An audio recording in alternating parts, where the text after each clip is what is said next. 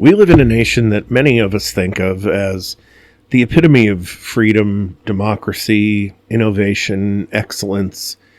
Fill in the grand notion of your choice. America is supposed to be the pinnacle. In reality, it is also true that we live in a nation where, in just one average year, more than 20,000 people are murdered, far outpacing any other developed country on earth. A place where everyday arguments can escalate into deadly shootings because firearms are as commonplace as cell phones. This isn't a war-torn region or a failing state. This is America 2025. As we grapple with another recent horrible example of violence in our headlines, it's time to ask the hard question. Why is our society so prone to violence?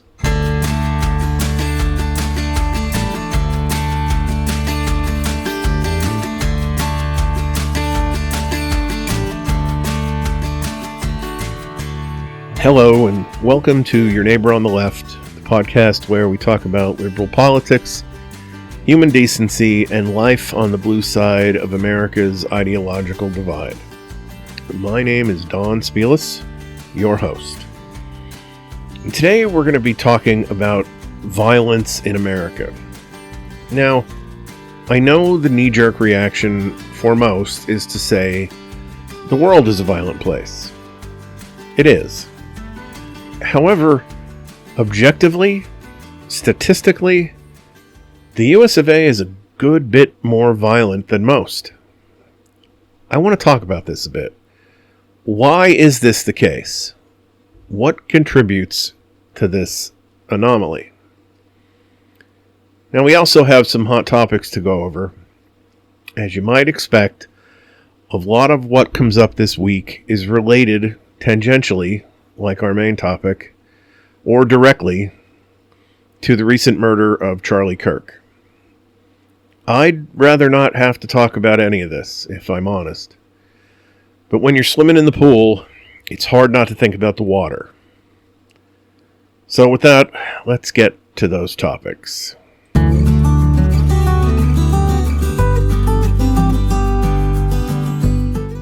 Now, it's no secret that I am not a fan of Fox News. Fox News has proven over and over again, both by objective critical thinking as well as highly publicized court cases, that the information they give is at best biased and at worst actually just false. But I want to talk about something that is even outside of the norm for the folks over at Fox News. Brian Kilmeade, a host on Fox and Friends, made a shocking statement on live television suggesting that mentally ill homeless people should be executed. He said, "Just kill him," and followed it with a remark about involuntary lethal injection or something. This was not a private conversation. It was broadcast to millions, targeting some of the most vulnerable people in our society, those struggling with mental illness and homelessness. This comment is profoundly disturbing. These are human beings who need support, not violence. And just the fact that I have to say that out loud seems ludicrous. Now, and since I'm always inundated by the right's insistence that the country live by biblical values, I just want to mention that the Bible reminds us in Matthew 25:35-40, quote, "For I was hungry and you gave me something to eat. I was thirsty and you gave me something to drink. I was a stranger and you invited me in. I needed clothes and you clothed me. I was sick and you looked after me. I was in prison and you came to visit me." End quote. The Jesus of the Bible that I'm familiar with calls us to care for the least among us, not to cast them aside or worse. Kilmeade's words reflect a callousness that ignores the root issues: poverty, inadequate mental health care, and a broken social safety net that leaves people in such desperate situations. The comment came right after a co-host alluded to the idea that some folks won't accept services voluntarily. After 25 years in the social work field, I personally can tell you that there are myriad reasons why someone mentally ill or homeless would not be automatically receptive to help. None of those reasons being because they like being ill or without a place to live. These are people Kilmeade once summarily executed.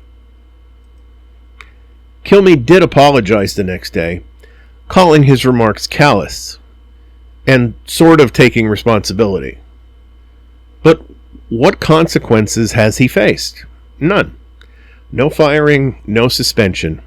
He's still on air, business as usual, at least at the time of this recording.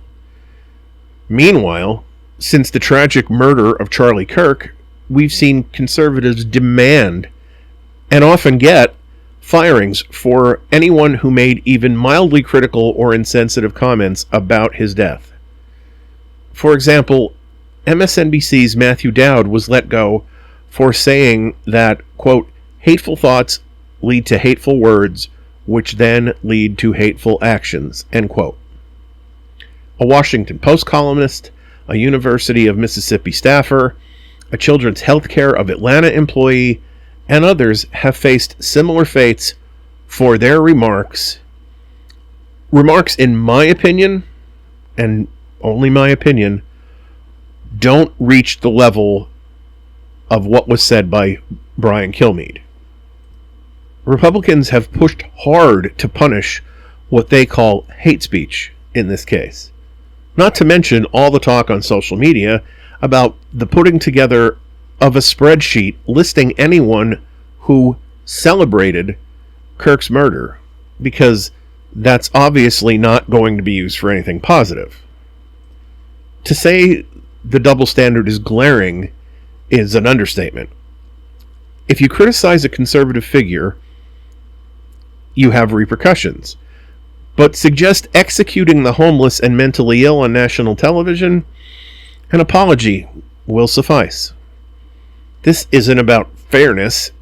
It's about protecting one side while silencing the other. It's deeply frustrating to see this kind of selective accountability. And of course, this isn't just about Kilmeade. Fox News and conservative politicians have a history of inflammatory rhetoric that often goes unchecked. Jesse Waters, another Fox talking head, made inappropriate comments about Vice President Kamala Harris, implying something sexual about her role. Tucker Carlson, in his time on Fox, repeatedly pushed the, quote, great replacement theory, claiming immigrants are displacing white Americans, rhetoric that is tied to real-world violence. Laura Ingraham compared immigrant detention centers to summer camps. On the political side, Donald Trump has called Mexican immigrants rapists and recently spread false claims about Haitian migrants eating pets. We all remember that. Which led to inciting threats against them.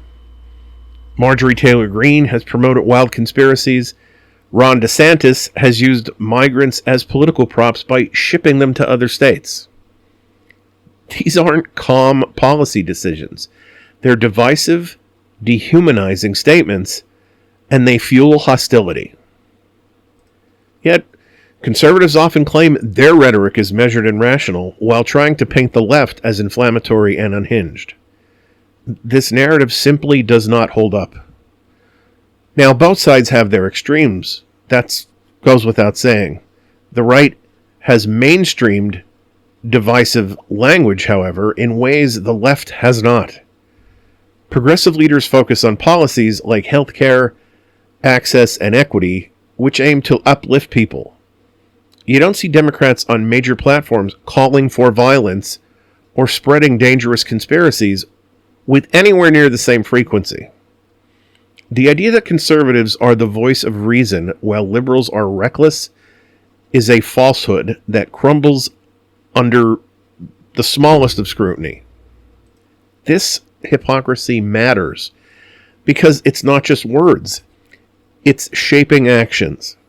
When hateful rhetoric goes unpunished on one side but is weaponized to silence the other, it creates a dangerous imbalance. We need consistency. Everyone should be held to the same standard, no matter their platform or politics.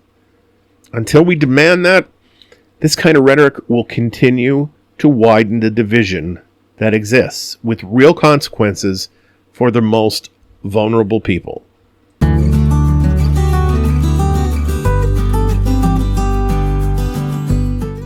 In the hours that followed the murder of Charlie Kirk, there was no shortage of rhetoric pouring into the social media universe as well as mainstream media. One particular case is that of Nancy Mace. Representative Nancy Mace from South Carolina was quick to respond on social media, and her initial posts were filled with accusations that painted an entire political side as responsible for the violence. Right after the news broke, she declared, "Democrats own this," insisting that for years Democrats and the media had dehumanized conservatives by labeling them as Nazis, Hitler, and fascists. Now, let's keep in mind that one of the most famous and often replayed clips is of now Vice President J.D. Vance comparing Donald Trump to Hitler. This was, of course, before he became the staunch Republican that he is today. Also worth noting is that when Mace made that comment, "Democrats own this," she was immediately questioned by a reporter and asked, if Democrats are to own this particular act of violence, does that mean that Republicans are to own the murder of the Minnesota representative and her husband that happened in May, because that was done by a Trump supporter? As you might imagine, nothing resembling a straight answer came out of Mace's mouth. In fact, she chastised the reporter for trying to talk about Republicans at a time like this. At any rate, Mace claimed that this supposed leftist rhetoric made extremism and violence mainstream, or even cool, and that Democrats celebrate murder and burning cities. These statements weren't just emotional, they were designed to inflame, urging her followers to hold the line and never back down. She went further, encouraging people to report South Carolinians who seemed to support the murder, especially if they worked in schools, hospitals, or businesses, vowing to vet them, report them, and boycott their workplaces. In another post, she greeted the morning by saying, "Good morning to everyone except the teachers across the country celebrating Charlie Kirk's assassination. May your careers end as fast as your humanity did." This kind of language doesn't seek understanding or justice. It seeks to divide and punish, all before any facts about the suspect were known. Then, once the suspect, Tyler Robinson, was apprehended and details began to emerge that didn't neatly fit with the narrative of a radical left attacker, Mace's tone shifted. Robinson, a 22-year-old with a reported religious conservative family and a very recent interest in politics at all, surrendered after a short manhunt with DNA evidence linking him to the scene. His roommate described him as having, quote, "very different ideology," end quote, from Kirk, but authorities and even Utah Governor Spencer Cox cautioned against jumping to conclusions about motives, noting that speculation without evidence could harm vulnerable communities. Before this point, Mace had posted, "Time to bring back the death penalty," as if it's gone anywhere. After the identity of the suspect was made public, she posted, "We know Charlie Kirk would want us to pray for such an evil and lost individual like Tyler Robinson to find Jesus Christ. This call for prayer and compassion marked a clear change from her earlier fury, where she had broadly blamed Democrats and called for widespread accountability. It's frustrating, to say the least, to see this pivot, rushing to assign blame, to stoke anger, only to soften when the facts start to complicate the story. And of course, Mace is one example. This is not just about Nancy Mace. Other conservative figures jumped in with inflammatory remarks before a suspect was even identified, fueling division without any evidence. President Trump blamed rhetoric from the left for the violence, claiming it led to Kirk's murder. Matt Walsh declared he couldn't unite with the left because they want me dead, discarding any grudges on the right to stand together against perceived enemies. These reactions came fast and furious, speculating ties to the trans community or left-wing extremism without basis, putting already vulnerable groups at risk. It's the same pattern we've seen before, inflaming the base with unverified claims, then adjusting or quieting down when reality doesn't fit the narrative. Mace, of course, has a history of inflammatory remarks that highlight this tendency towards divisive language. She's repeatedly used anti-trans slurs, shouting them 3 times in a row during a hearing on government efficiency, and later defending their use at a town hall. She once called a transgender student approaching her at an event a transphobic slur right to her face. While she has condemned some anti-Muslim comments from colleagues like Lauren Boebert, her own words often cross into territory that dehumanizes and alienates. This pattern makes her initial response to Kirk's murder all the more concerning. It's not an isolated outburst brought on by some, emotional stress, but part of a broader approach that prioritizes outrage over facts.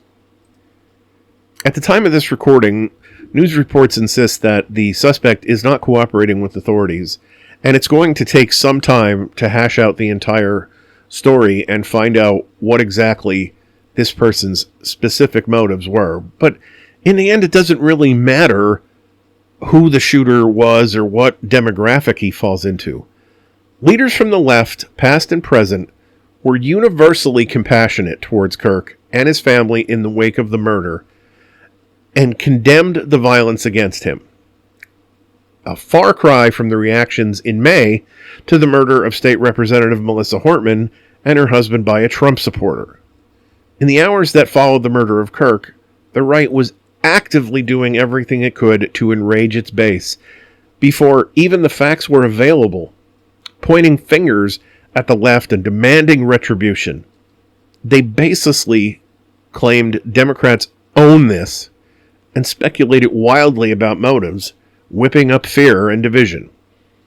But when the suspect's profile emerged, someone opposed to Kirk's views, but not the cartoonish radical left villain that they had imagined, the tune changed to calls for prayer and unity on their side.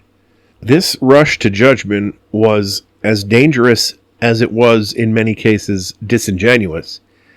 It erodes trust, incites potential violence, and ignores the shared humanity that we all need to recognize and what we should be thinking about in times when someone is murdered because of their political views.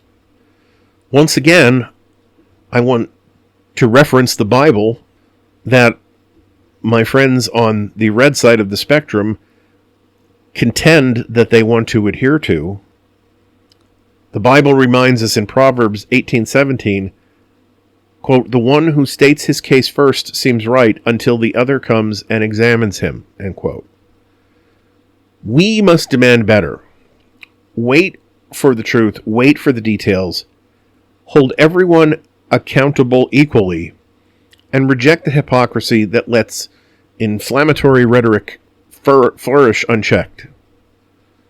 This kind of behavior does not honor victims like Charlie Kirk. It only deepens the wounds in our society. We deserve leaders who seek facts first, not fury.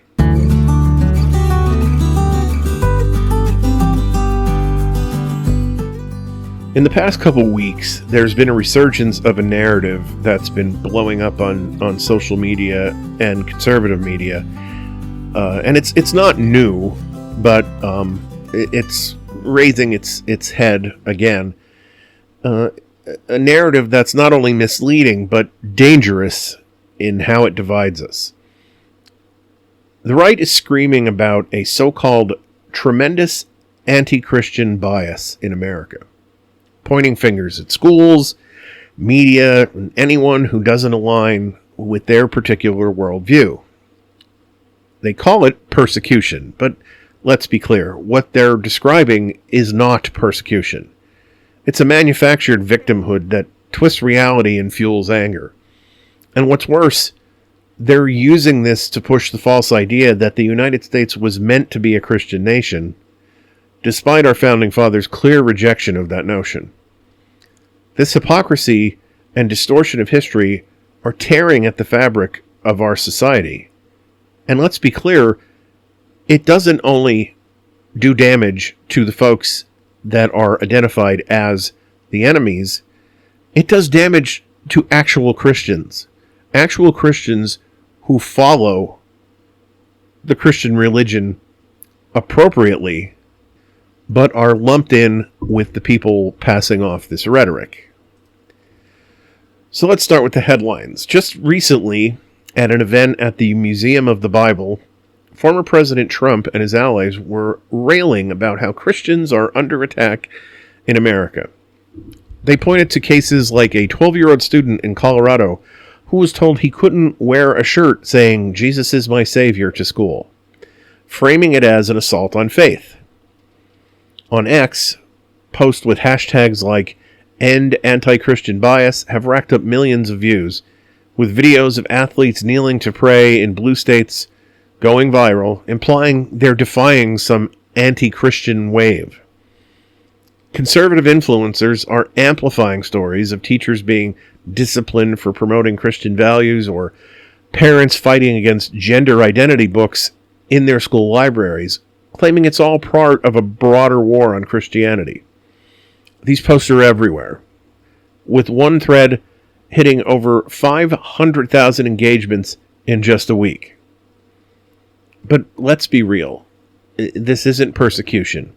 Persecution is what Christians faced in places like North Korea, where believers are imprisoned or killed for their faith, or in parts of the Middle East where churches are bombed. The 2024 Open Doors World Watch list ranks 50 countries where Christians face extreme violence or discrimination. None of them are the United States. Here, Christians make up 70% of the population, hold significant political power, have their holidays like Christmas and Easter woven into the cultural fabric. Being told you can't wear a religious shirt in a public school, or that a library should include books on diverse identities, is not oppression. It's the reality of a pluralistic society, where not everyone shares your beliefs. Calling these inconveniences persecution cheapens the real suffering of those facing actual violence for their faith, and it's infuriating to see this term weaponized to stoke fear and division.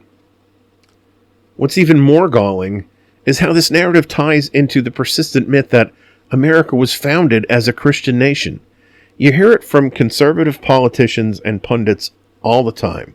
Claims that our laws and Constitution were built on Christian principles, and that liberals are somehow betraying that legacy.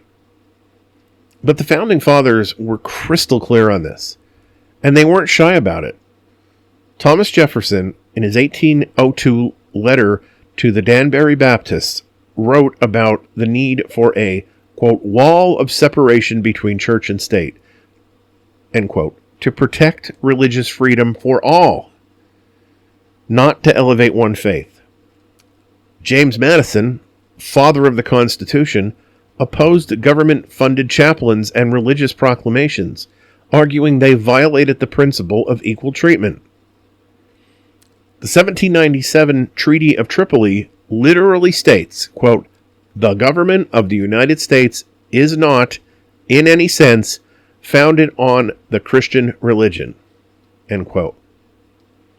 These men, many of whom were deists or skeptics of organized religion in general, designed a secular government to ensure no one faith could dominate or exclude others. Yet, the right keeps pushing this Christian nation fantasy to justify policies that marginalize non-Christians and erode the diversity that our founders wanted protected. This isn't just a historical argument. It has real-world consequences.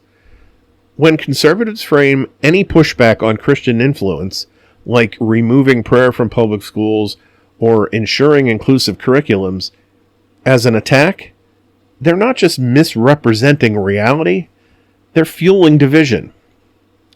Look at the social media trends. Posts claiming liberals hate Christians get shared thousands of times, with comment sections turning into echo chambers of outrage. Now, in my own conservative-leaning community, this topic doesn't come up as much because, in all honesty, our schools are 99.9% Christian students, so the topic just doesn't get talked about. But in many other places, some not so far away, I hear people talk about how, Christians are under siege because the school won't let a teacher preach during class. Meanwhile, actual religious persecution, like rising anti-Semitism, with synagogue attacks up 81% from 2022 to 2024, or Islamophobia, with hate crimes spiking after false narratives about immigrants, these barely get a mention from the same voices.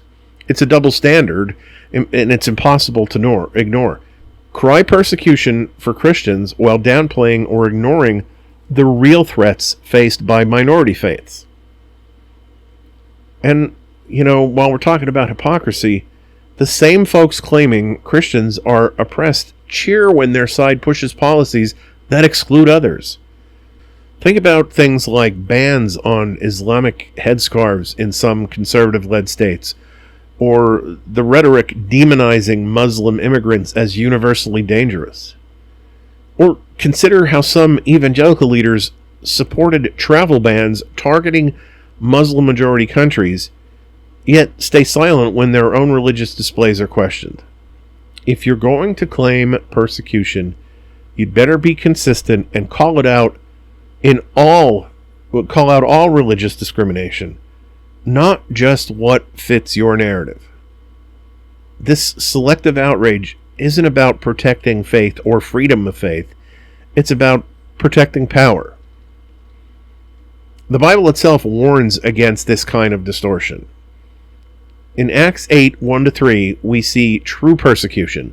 Saul rounding up Christians, imprisoning them, tearing families apart. That's a far cry from a school board saying no to a Bible study club during class hours. Jesus himself said in Matthew 5:10, "Blessed are those who are persecuted because of righteousness, for theirs is the kingdom of heaven." But righteousness isn't about demanding dominance in a secular society. It's about humility, love, and standing up for the marginalized, not claiming victimhood when you're already the majority. Using faith as a cudgel to silence dissent or rewrite history is the opposite of what those verses teach. This false narrative does more than mislead.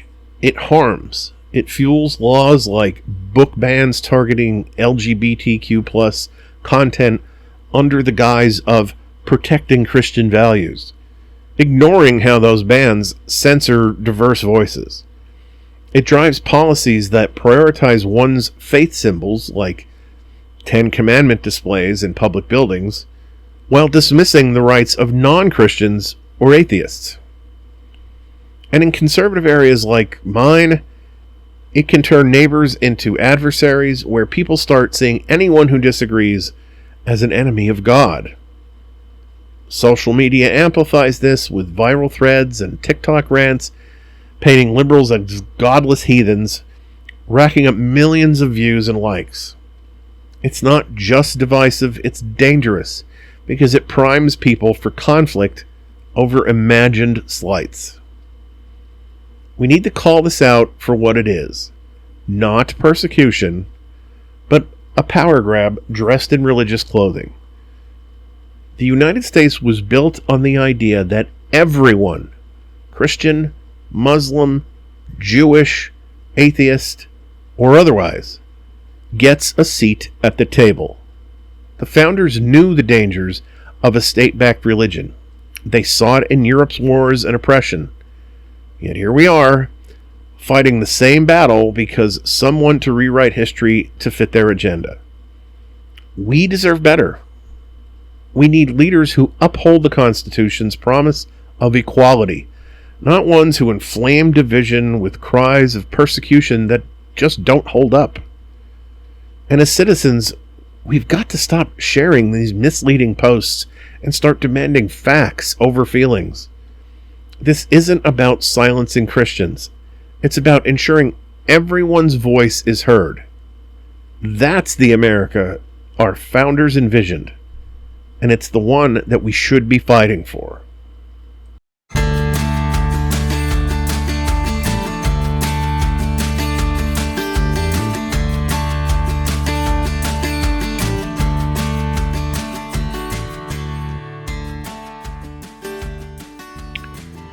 And that brings us to our main topic for this episode.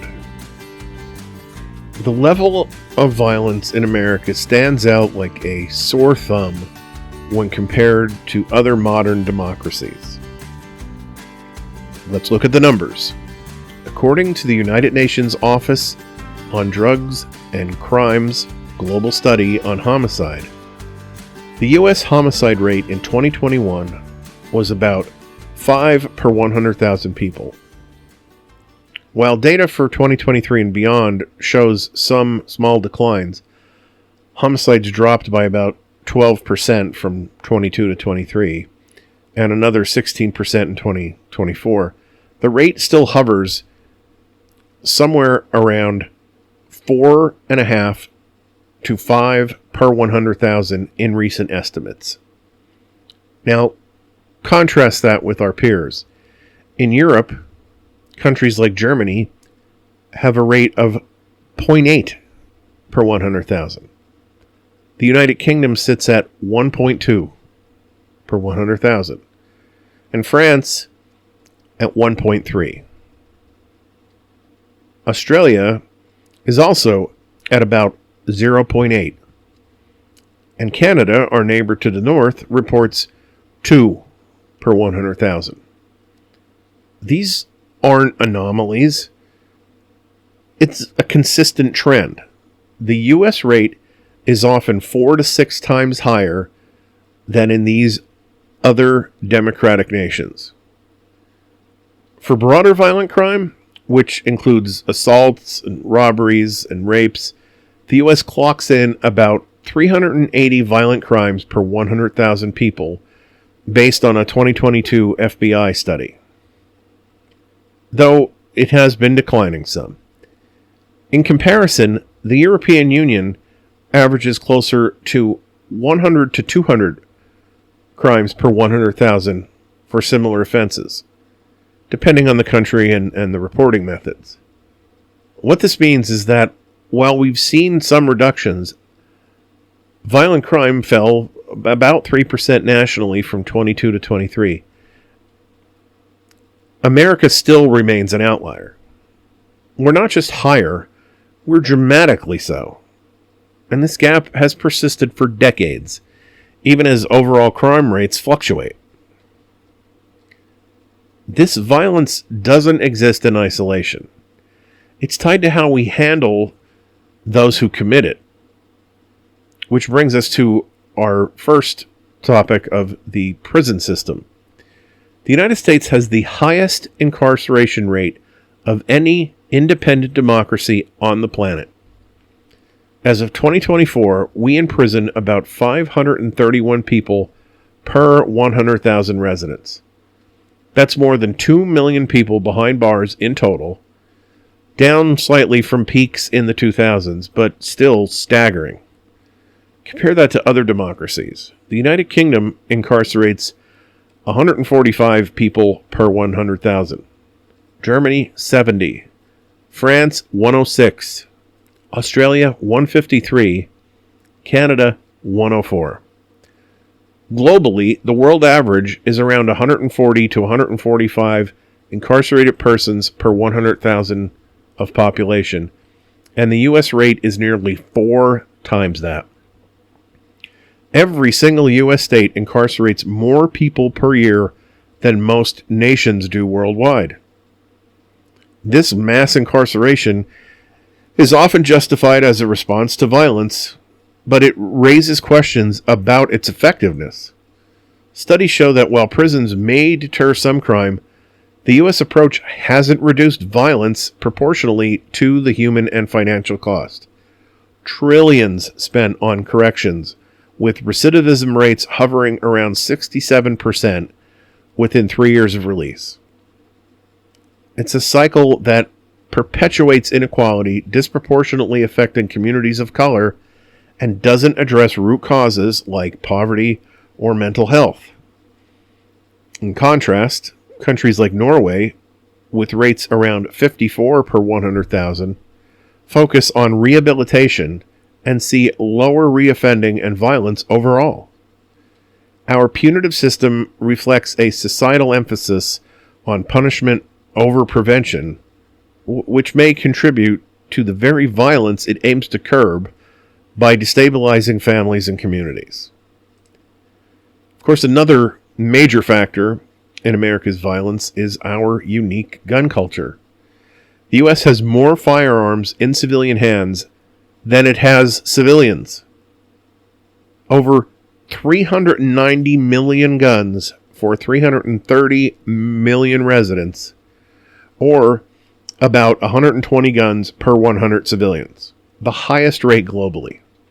This dwarfs other democracies. Switzerland, often cited for high ownership, has about 28 guns per 100 persons, while Canada has 35, Australia 15, and most European nations under 20. Research from Johns Hopkins and others show a clear link. Higher gun ownership correlates with higher firearm homicides and suicides. In 2023, age-adjusted firearm homicide rates in the U.S. were 33 times higher than in Australia and 77 times higher than in Germany. The Bureau of Justice Statistics reports that from 1993 to 2023, firearm violence trends showed guns involved in about 70% of homicides and a significant portion of assaults. States with weaker gun laws, like permissive carry permits, see higher rates of gun violence, up to 20 to 30% more in some cases. Gun culture isn't just about ownership. It's embedded in our identity, from historical frontiersman myths to modern media portrayals of guns as protectors. This accessibility turns arguments deadly.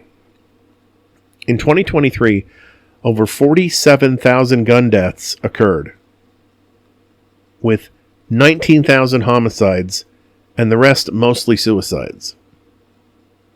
Mass shootings, defined as 4 or more victims, happen nearly daily in 2024, totaling over 600 incidents. While not all violence involves guns, obviously, their prevalence amplifies lethality. Studies estimate that without easy access, many homicides would be assaults instead. Countries like Australia, after 1996 reforms, saw a 59% drop in firearm homicides. Our reluctance to enact similar measures, often framed, of course, as Second Amendment rights, just keeps the cycle going. Political rhetoric plays a significant role in escalating violence, acting as a spark to societal tinder. Research from institutions like the Journal of Democracy and Carnegie Endowment shows that inflammatory language from leaders can normalize violence and increase its likelihood. A 2025 study in Political Research Quarterly found that exposure to provocative elite rhetoric boosts support for political violence by dehumanizing opponents. In the U.S., this has intensified with polarization. Terms like enemies, traitors, or calls for retribution make violence seem justifiable. Pew Research in 2019 noted that 85% of Americans saw political debate as more toxic, with 78% believing heated rhetoric raises violent risks. Recent events, like the assassination of Charlie Kirk, highlight how rhetoric can precede acts. Is one side raising the temperature more? Data, of course, is nuanced, but studies indicate some asymmetry. The Economist 2025 analysis of extremism shows more incidents from right-leaning attackers in recent years, though both sides do contribute. Research from Greater Good Science Center points to right-wing rhetoric, particularly under figures like President Trump, triggering rises in violent acts by framing opponents as existential threats. For instance, post-2016, hate crimes rose 20% in Trump-supporting areas. Left-wing violence does exist, like in protests, but data from the Cato Institute shows politically motivated murders are rare overall, with right-wing extremism linked to more fatalities since 1992. Brookings notes that rhetoric dehumanizing groups, often from the right, on immigration or trans rights, these erode democracy. Both sides must de-escalate, but evidence suggests conservative rhetoric has amplified division lately. When we examine who commits violent crime, demographics reveal patterns that do challenge some stereotypes. FBI data for 2023 shows that of known homicide offenders, 8,842 were white, about 55%. 6,405 were black, which is 40%, and about 461 other races. Now, adjusted for population, rates differ. Black Americans have a higher per capita rate, but whites commit the majority in raw numbers. Focusing on white males, they are overrepresented in certain crimes. Mass shootings, for example. 80% are perpetrated by white men. This is directly from the FBI and Statista analysis. In overall violent crime, white males account for about 45 to 50% of arrests for offenses like murder and assault. This is per a 2023 FBI Uniform Crime Report. Compared to other demographics, white males, who represent about 30% of the population, perpetrate 50 to 60% of violent crimes when gender is factored, especially in domestic violence and serial killings. Bureau of Justice's statistics notes that while black males have higher rates per capita due to systematic factors like poverty, white males' absolute numbers are higher in categories like rape, 57% in white offenders, and aggravated assault. This underscores that violence isn't confined to one group, it's widespread, influenced by access to weapons and cultural norms. Ignoring white male perpetrators in narratives allows biases to persist, hindering solutions. Our media landscape offers yet another lens. America strictly censors nudity, while allowing rampant violent imagery in movies, TV, and games. The MPAA rating system often gives PG-13 to films with intense violence, but are for brief nudity. In a 2019 study, it was found that 70% of Americans worry more about nudity than violence in media. This double standard says volumes about our priorities. We shield from natural bodies, but expose to graphic death. Research from the National Center on Sexual Exploitation links this to desensitization. Violent media increases aggression by 10%. The National Center for Biotechnology Innovation did reviews that show electronic media violence predicts real-world aggression, especially in younger populations. By normalizing violence over intimacy, we may foster a culture where harm is entertainment, raising our violence quotient while stigmatizing anything relating to sexuality. This imbalance could contribute to higher violence rates because it warps perceptions of normalcy. Reputable theories on America's propensity for violence are all over the place. Historian Richard Slotkin's Regeneration Through Violence argues our frontier history mythologizes violence as nation building. Sociologist Robert Putnam links it to declining social capital, eroding community ties. The Journal of Democracy cites polarization and democratic erosion as key, with conditions like inequality and misinformation heightening risks. The Carnegie Endowment emphasizes effective polarization, where hating opponents leads to violence endorsement. Studies done by the National Academy of Sciences show conspiracy beliefs correlate with violent support. Political experts note lone actors radicalized online, often young men. Economic inequality is one of the reasons the World Bank believes that America is more violent than other democracies. And these theories intersect guns, rhetoric, media, history, all apparently creating the perfect storm. Now, this is an immensely complicated subject, one that can hardly be appropriately tackled in a podcast segment. Factors like mental health, urban decay, drug epidemics, and racial inequalities, just to name a few, all interplay in the ways experts debate endlessly why America is as violent as it is.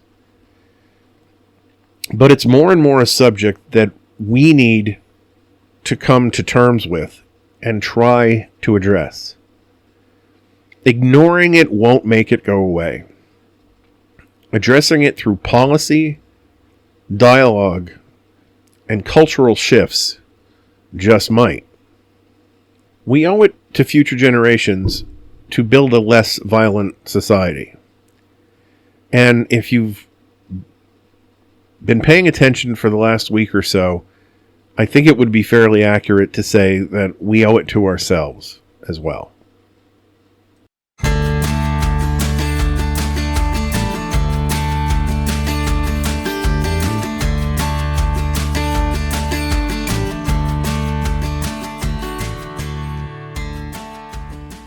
And now for the high note. Picture a street in Chicago's Inglewood neighborhood. It's bathed in sunlight, kids darting around, a bounce house in the street, the air thick with the smell of ribs sizzling on grills, DJs spinning old school hip hop, and neighbors, young, old, black, Latino, are laughing, swapping stories, raising red Solo cups in toast. It isn't a movie set. It's a block party in a place once defined by sirens and sorrow. It's proof that America's heart beats strongest when we lean into each other, not away. I want to tell you about Inglewood's Quiet Revolution, a story of everyday folks turning a gang hotspot into a haven. And yeah, it's a story that flips the script on what some have said about so-called blue cities like Chicago. Now let's rewind a couple of years. Inglewood was the kind of place that made national news for all the wrong reasons. Gunshots at night, kids dodging bullets on their way to school, families grieving losses that piled up like unpaid bills. If you turned on the TV, you'd hear the narrative loud and clear, especially from folks like President Trump, who never missed a chance to call out Chicago as a disaster, tweeting about slaughter in the streets and pinning it on Democratic mayors, lax policies, you name it. His words painted blue cities as crime-ridden wastelands, helpless, without a strong man to swoop in. It was a story that started to stick, fueling rallies and fear. But while the headlines screamed, something else was brewing on Inglewood's corners. Not chaos, but change. It started small, as the best revolutions do. Picture a community center, folding tables cluttered with coffee, cups, and flyers. A woman named Marla Thompson, a hairdresser with a no-nonsense streak and a smile that could light up a room, stood up and said, "Enough. I'm tired of waiting for City Hall." She told dozens of neighbors, moms, vets, teens like Jaden, a 16-year-old who'd lost his dad to the streets. What if we fix this? Porch chats, block watches, hoops for our kids instead of street corners. Who's in? Hands went up, hesitant at first, then firm. And that was the spark. Those porch chats, they were simple. Neighbors sitting on stoops, sharing lemonade, airing out fears and dreams. How do we keep our boys safe became the question that changed everything. Marla and others organized weekly talks, turning strangers into allies. Moms like Tina, a nurse who buried her nephew at 19, started Safe Passage, human chains of care escorting kids to school. Block watches popped up with apps pinging alerts if trouble brewed. And those street corners, they got new life. Pop-up basketball courts glowing under LED lit hoops, where rivals like Jaden started passing balls, not grudges. Now I know what you're thinking. This sounds like a feel-good pipe dream, right? But let's talk about numbers, because they don't lie. By 2025, America saw something incredible. Murders dropped to near historic lows, down 15% from their peaks, the sharpest plunge in decades. Chicago wasn't just along for the ride, it was leading the charge. Community policing, mental health outreaches, violence interrupters who cooled beefs before they could turn deadly, all of it helped. But in Inglewood, it was the block parties that sealed the deal. A corner that once saw gang flashpoints now hosted feasts for 200 people with 0 incidents. Just ice cream, laughter, and stories of hope. Let's talk about Jaden for a second. 2 years ago, he was a kid who thought the block owned him. His dad gone, his future cloudy. Today, he's coaching pickup games with high-fiving little kids, telling anyone who'll listen, we own this street now. And Marla? She's still out there, emceeing talent shows where teens rap about dreams instead of drugs. There's an elderly grill master, too, trading jokes with the guy he once feared. This is what healing looks like. Not a politician's promise, but a community's grit. And here's where it gets real. The president's narrative about blue cities like Chicago, it didn't just simplify the problem, it ignored the solution.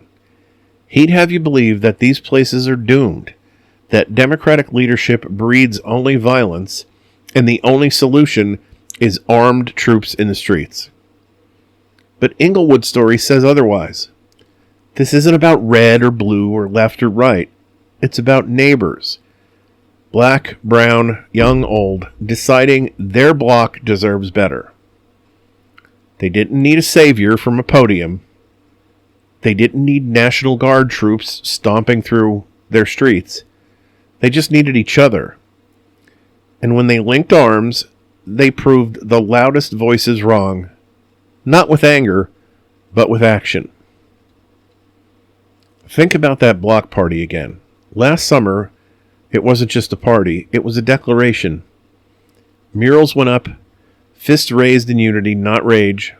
Church basements turned into coding clubs. Empty lots became gardens where kids pulled carrots, not triggers. And the data backs it up. Crime's down. Trust is up. Inglewood's not perfect. Nowhere is.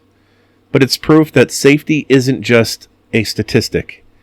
It's a handshake, a shared grill, a porch light left on. I can't help but linger on Marla's words at that last block party, raising her cup. She said, "From slaughter to slaughterhouses of ribs, we did this, all of us." That's the America I want you to see today. Not the one painted in fear, but the one built on trust. In a nation tired of division, Inglewood's whispering a truth. We heal together, one block at a time. And if they can do it, anyone can do it. And that brings us to the close of another episode of Your Neighbor on the Left. As always, I want to thank you immensely for taking the time to download and listen to this podcast. I would love to hear from you. Your thoughts, your critiques, whatever it is that you have to offer, ideas, whatever. Would love to hear from you. You can reach out to the podcast on any of our social media platforms, and those are listed on our Linktree page, and the link for that is in the episode description. You can also reach out to the podcast via email. The email address is neighboroutleftpodcast@gmail.com. Barring any unforeseen calamity, we'll be back on Friday with a supplemental episode of Back Porch Files. So until then, stay happy, stay kind, and have the week you'd wish for others.